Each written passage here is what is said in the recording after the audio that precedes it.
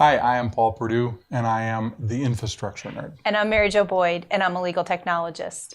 So you may be one of those law firms that are still using those little phone message pads, those little pink pads that you have up there with your receptionist. I remember those. Yeah, archaic nowadays. But we have a way that we can show you how to manage those phone messages electronically using PracticeMaster. Awesome. Can you show us how to do that? I can.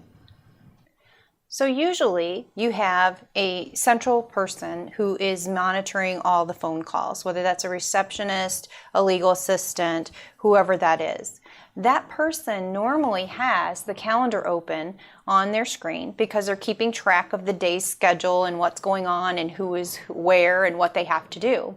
So to keep track of phone messages that come in, we can utilize the calendar and let these tasks that we'll create pop up instantly on whoever's message this is in their PracticeMaster. So let's try that once. Let's say that we have a a phone call that comes in, and she needs to go ahead and assign this to whoever it is.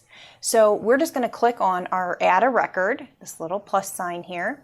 It's going to take us right into a new calendar record.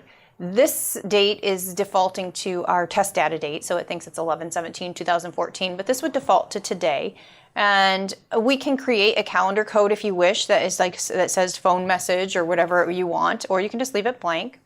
This can be message from, John Smith, and you can put his phone number in there, whatever you like there. This is just a place that you can keep track of that information. If I can type today. There we go. So his phone number, any information that he had calling regarding whatever can all go in this comment screen. The time would just be whatever the time is that this message came in. And I'm going to make it a task. So you can have a time, but you don't need to. But I would just leave it as whatever time it defaults to. It's 8 o'clock, it's 8:30, whatever it is, that's what time I would make this message be. I also would then put in, if I know who the client is, I could put the client ID and then who the message is for. This is a key here. We need to say who this message is going to go to. So in this case, I'm going to change this. I'm going to say that this message is for Martin. Say OK. And then the alarm time is the other key to this working properly.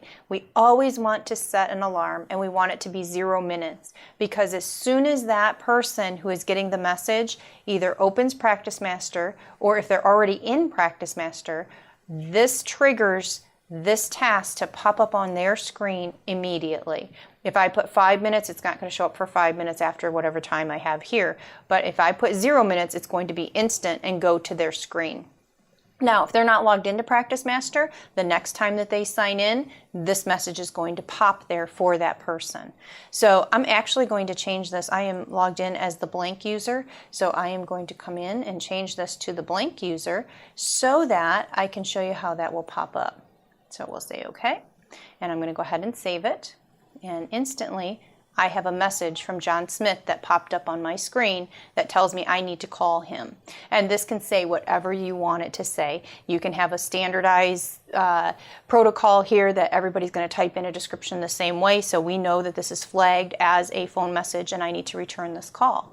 Now, being logged in as blank, I would see this message. I can click on it. I would be able to see all of the details. As soon as I call Mr. Smith back, I can mark this message complete, and I know that it's done. I also, like I said, you can tag this to a client ID, so then this is also saved underneath that client's record. If they're not a client, you can also put them in there as a contact, and then they could also have this message saved under the contact record. So much easier way to manage your tasks than writing things down on paper and having those get shuffled to the bottom of your desk. Everything's in PracticeMaster, everything's available, and everything's alarmed so that you know you have to do it. And it also shows in my task list, if I don't get to it right away, it's going to continue to follow me until I mark it complete. So it's not going to get lost. So there you have it, a new way to keep track of all of those phone messages.